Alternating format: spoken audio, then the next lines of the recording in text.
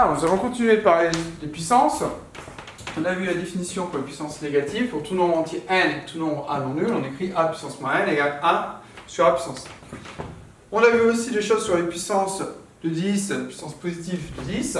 Si on a par exemple 10 puissance 9, on sait que c'est 10 fois 10 fois 10 fois 10 comme ça 9 fois, et on va arriver en multipliant par 10 9 fois, enfin 9 fois, en ayant 9 fois le facteur 10 à 1 milliard qui s'écrit avec 9 zéros comme le 9 de la puissance. On avait vu que pour les puissances positives, on pouvait compter le nombre de zéros pour les puissances de 10, uniquement bien sûr pour les puissances de 10. Par exemple 10 puissance 6, c'est 1 million qu'on écrit avec 1 et 6 zéros à la fin.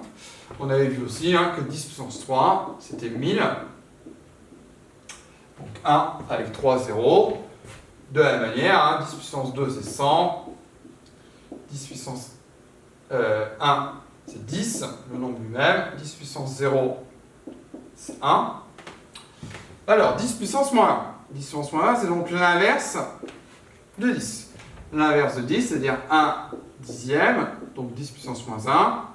On peut l'écrire, on écrit sous forme décimale, 0,1. On voit qu'on a 1 ici et qu'on a 1, 0.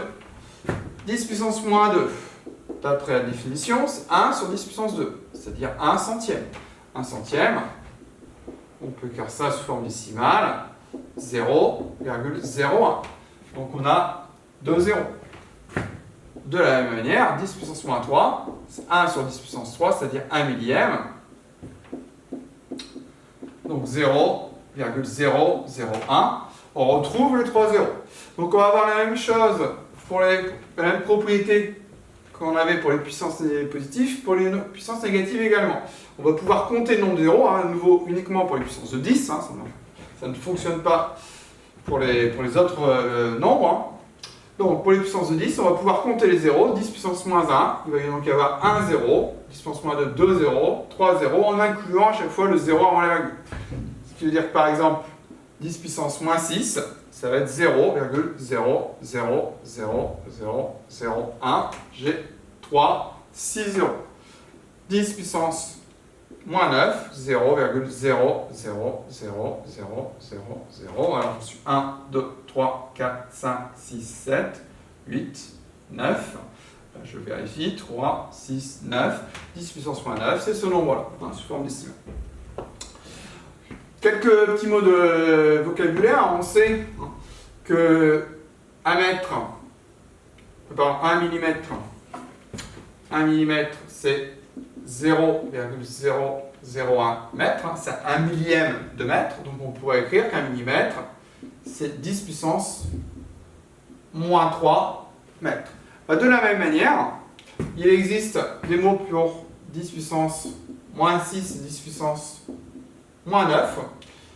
Si on reste sur les unités de longueur, 10 puissance moins 6 mètres, c'est-à-dire 0,00001 mètre. On va parler de micromètre.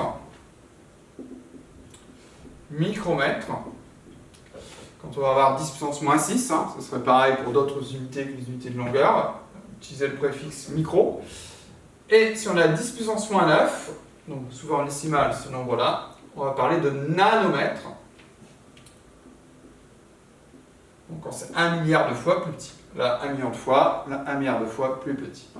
Donc voilà ce qu'on peut dire sur les puissances négatives de 10.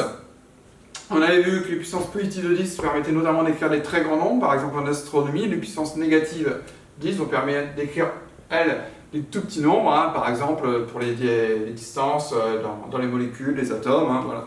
Pour l'infiniment petit, quand c'est très petit, on va pouvoir utiliser les puissances de 10 négatives.